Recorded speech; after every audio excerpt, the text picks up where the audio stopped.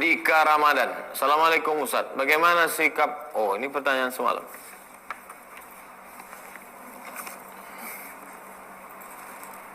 Dari Ibu Suci Mai. Assalamualaikum Ustaz. Waalaikumsalam warahmatullahi wabarakatuh. Jika kita bernazar, tapi nazar belum dilaksanakan dalam waktu dekat, lalu mau saya barengkan nazar saya dengan kurban. Niatnya yang satu kurban, yang satu apa perlu saya niatkan nazar juga Pak Ustaz? Kalau niat ibu adalah nazar kurban, maka ibu tak tetapkan waktunya, berarti timingnya terbuka sepanjang tahun. Tapi kalau dinazarkan, saya bernazar kalau punya cucu laki-laki ganteng, saya akan potong kambing pada tanggal 10 Syawal. Wajib dipotong. Tapi kalau saya bernazar, saya potongkan kambing, tak ada sebutkan tanggalnya. Nah, itu bebas. Unlimited. Pas 10 Zulhijjah, ibu potong kambing nazar, maka ibu potong kambing niatnya nazar saja. Saya niat potong kambing nazar, dan dagingnya tak boleh dimakan.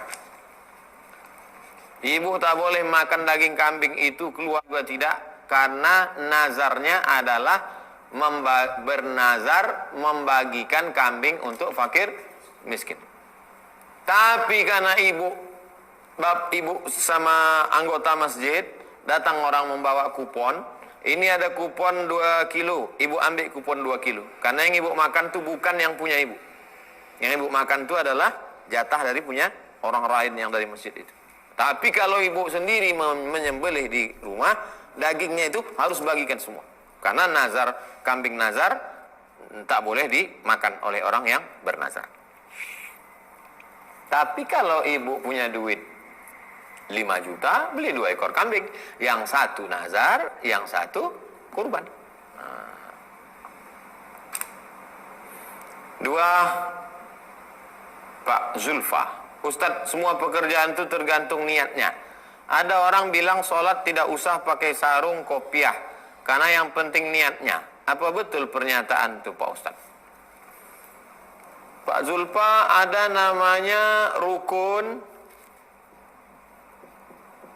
ada namanya syarat, ada namanya wajib, ada namanya sunat. Sekarang sarung, menutup aurat syarat, menutup aurat syarat, syarat sah solat menutup aurat, menutup aurat. Pakai apa menutupnya? Nggak diatur. Mau pakai sarung, mau pakai training, mau pakai kelambu, mau pakai... Enggak. Syarat. Kalau tidak ditutup, maka tidak sah sholat. Lalu kemudian pakai peci, menutup kepala. Menutup kepala ketika sholat hukumnya sunat. Ikut sunnah Rasulullah, tidak wajib, tidak rukun, tidak syarat. Menutup kepalanya pakai apa? Terserah. Mau pakai topi, mau pakai peci. Tapi di tempat kita, dari mulai Pulau Jawa, Sulawesi, Kalimantan, Papua, setiap di kampung kami di negeri Melayu, kalau kita bertamu ke rumah makcik, pakcik, saya mau sembahyang, pasti mereka kasih kain sarung dan peci. Nah, pakai. Walaupun Nabi tak pernah pakai peci, tapi yang dipakai substansinya menutup aurat. Nah, balik ke pertanyaan Pak Zulfa. Ada orang bilang sholat tak usah pakai sarung, tak usah pakai kopiah, karena yang penting niatnya. Ini pasti anak-anak muda yang pulang kampung. Dipaksa sama orang kampung pakai peci. Kok kenapa sembahyang tak pakai peci? Nggak pakai sarung? Karena dia baru pulang dari kota, sudah ngaji. Yang penting niatnya, Pak. Ucapannya benar, adabnya kurang. Maka saya pulang dari Mesir, tetap pakai peci, tetap pakai sarung. Menjaga adab. Kalau secara fikih sah, pulang dari kota ke kampung, pakai celana jeans, pakai baju kaos, pakai rompi, nggak pakai peci, pergi ke masjid, ya nggak salah, tapi adabnya kurang. Nah, jadi Islam ini tidak hanya bicara tentang halal, haram, makruh, mubah, tapi juga bicara tentang sopan santun, tata krama. Kalau kebetulan di kampung itu saya pergi ke pondok pesantren, ya pakai sarung, menghormati kiai-kiai. Ketemu dengan para habaib, pakai jubah saya. Saya tengok habaib pakai sorban, pakai top peci putih. Nah, itu menghormati mereka. Syekh Muhammad Mutawalli Asy'arawi ketika diundang ke Eropa, pakai jas, pakai dasi. Saya di video Syekh Asy'arawi pakai dasi ketika ceramah di Eropa. Tapi jangan orang pakai celana pendek kita bersempak pula. Selama sesuai dengan aturan syariat Islam. Ibu Syafira, Ustadz, suami saya suka ria kalau memberi uang kepada orang tua. Jadi tanpa sepengetahuan suami saya bersedekah pada orang tua. Tapi saya niat pahalanya untuk suami. Mohon penjelasannya Pak Ustadz. Ibu kan dapat duit dari suami ibu. Jadi bapak itu sudah bersedekah kepada ibu.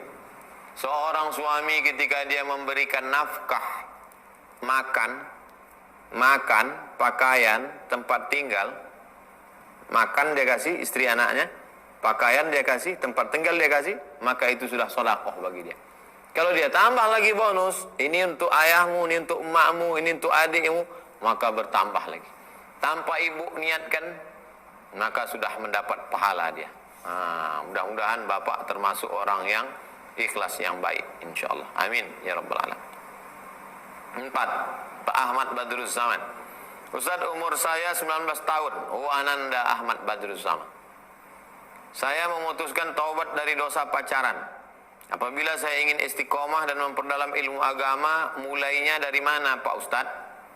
Pertama, akidah dulu, Ananda Ahmad Badruz Zaman.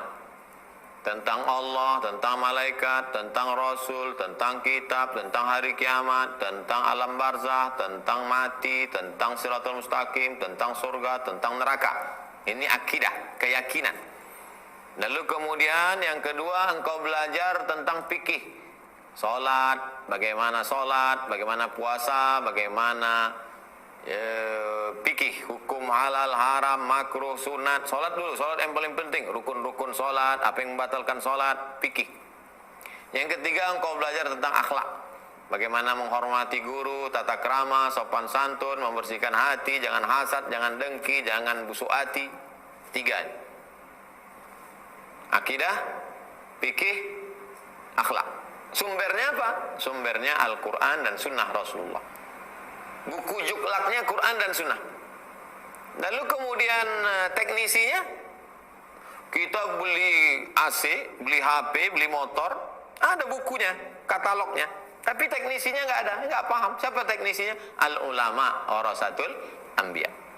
3 yang dikaji kalau pertama ngaji, akidah, fikih, syariah, akhlak, dan sumber 3, Quran, hadis, ulama. Nah, silakan cari di kajian Buya Yahya, kajian Ustaz Idrus Romli, kajian Gus Baha, kajian Ustaz Sapi Antonio, ekonomi Islam, kajian Ustaz Bahtiar Nasir, kajian banyak kajian.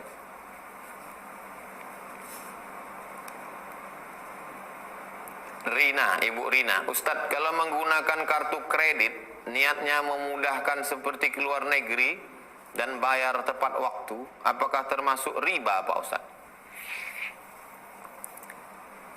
Ibu menyimpan uang takut kalau dibawa cash, maka ibu letakkan di suatu tempat, lalu yang dibawa kemana-mana kartunya.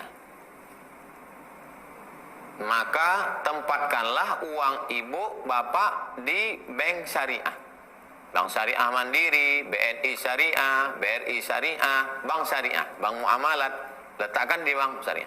Tapi kalau saya letakkan di Bank Syariah, Pak Ustadz, aksesnya nggak internasional. Sementara saya nggak cuma di Pulau Sumatera, Indonesia, Kalimantan, Sulawesi, saya pergi ke Eropa, kemana-mana. Banyak aksesnya, saya mesti bank konvensional. Usahakan Bank Syariah. Bank Syariah yang internasional. Nggak juga bisa bank konvensional. Ibu letakkan 1 miliar di bank konvensional, 100 juta di bank konvensional, hanya untuk supaya mudah transaksi. Kalau dapat bunga, karena mereka investasikan uang yang ibu letakkan ini. Kalau dapat bunga, bunganya jangan diambil. Bunganya diserahkan untuk masalih ammah, maslahat umum, kepentingan umat secara umum. Panti jompo, panti asuhan, pembangunan masjid, pondok pesantren. Begitu caranya mensiasati, supaya jangan kemana-mana bawa duit cash. Itulah kaji kita malam ini. Mudah-mudahan bermanfaat. Kita ketemu lagi besok, diawali dari bab hilah, insyaallah. Terima kasih atas segala perhatian. Mohon maaf atas segala kesilapan dan kekhilafan. Subhanakallahumma wa bihamdika asyhadu an la ilaha illa anta astaghfiruka wa atubu ilaik. Assalamualaikum warahmatullahi wabarakatuh.